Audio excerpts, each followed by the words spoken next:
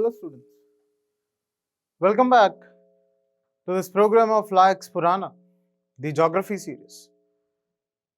In today's session, we are going to look at the topic, the salient features of world's physical geography. Now here what is going to happen is, now when you look at this particular topic and the necessity of making notes upon this particular topic, when you try to analyze the most of your previous year questions, you see that it is majorly emphasizing upon the physical geography aspects. It is majorly emphasizing upon the physical geography aspects. And you would see that most of your physical geography aspects you would cover as part of your prelims preparation. Now, as part of your prelims preparation, you would cover your physical geography and you would have a certain notes for your prelims examination as well. So, I think that notes would be sufficient for this particular topic. But one caution of note before looking at the analysis of this particular topic is that you see that physical geography, one particular constraint that you would come across whenever you are writing answer, especially the descriptive nature, the conclusion aspect. That how to conclude an answer with respect to a question on physical geography. And when you try to analyze this particular conclusion aspect, there are 2-3 ways that I discussed in the introduction video.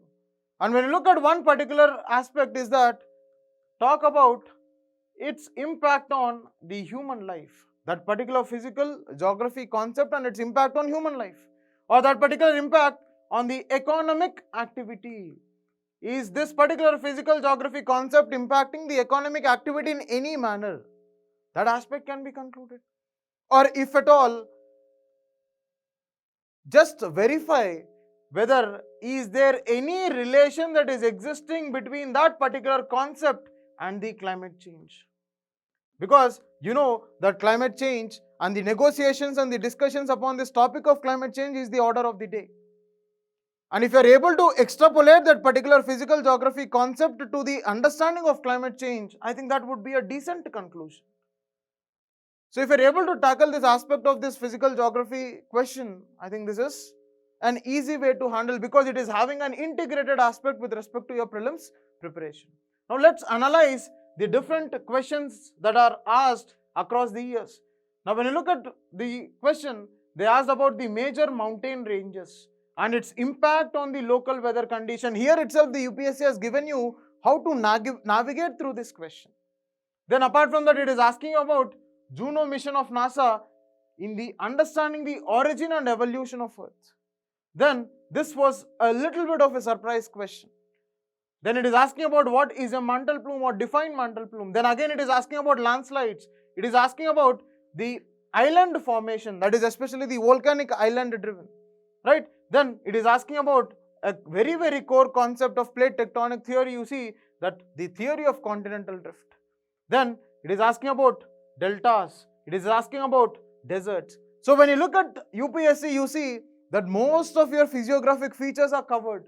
Your mountains are covered, landslides, islands, then deltas, hot deserts. Most of them are covered and most of the understanding you would have in your prelims examination. Now let's look at one particular question as matter of discussion today. You see that major hot deserts in the northern hemisphere are located between 20 to 30 degrees north and on the western side of the continent.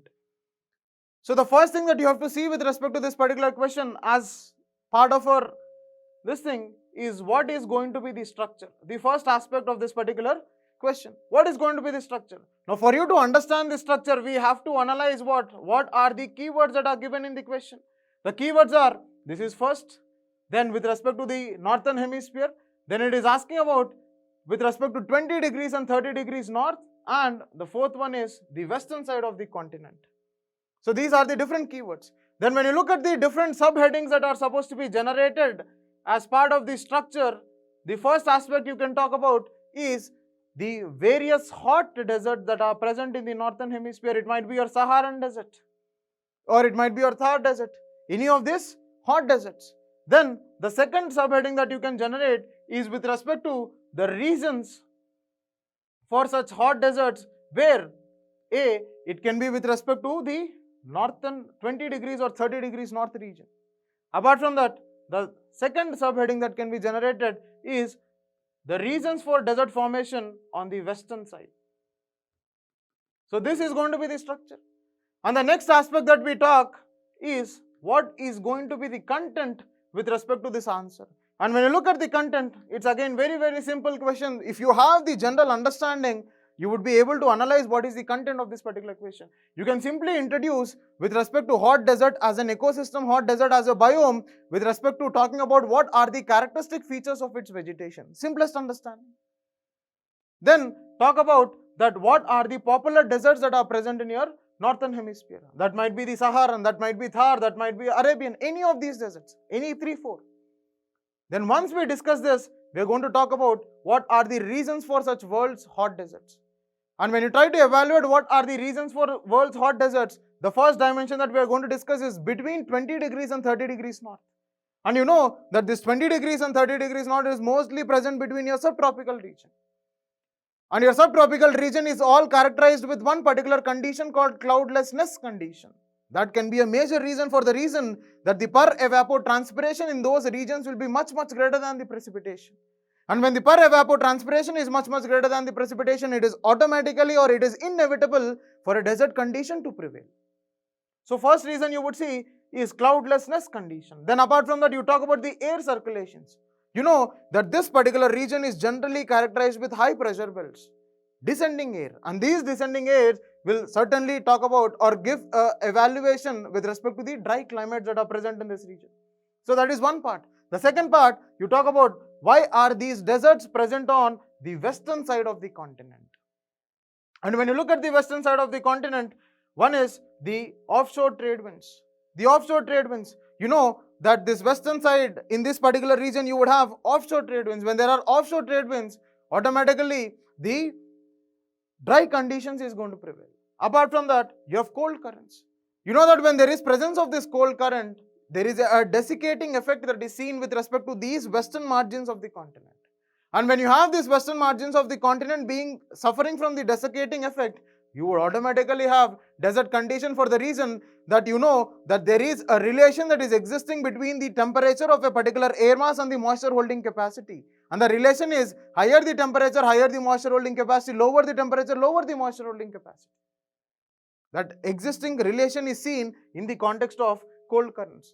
And the another reason that can be prevalent with respect to the desert condition is continentality. Continentality is characterized with extreme conditions for the reason that there is an absence of moderating effect with respect to the coastal belt. With respect to the land breeze and sea breeze, there is absence of moderating effect. When there is this absence of moderating effect that is seen in these regions, automatically there is a prevalence of extreme climate condition and which will lead to desert formation. So these are the different conditions that can be seen. You can simply conclude upon the mitigative strategies with respect to the desertification process which is increasing, because you know in the recent past there is a trend that is observed with respect to the increasing desertification process.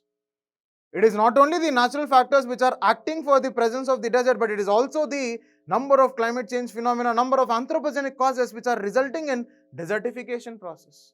So in that context, you can conclude it in an applicative aspect.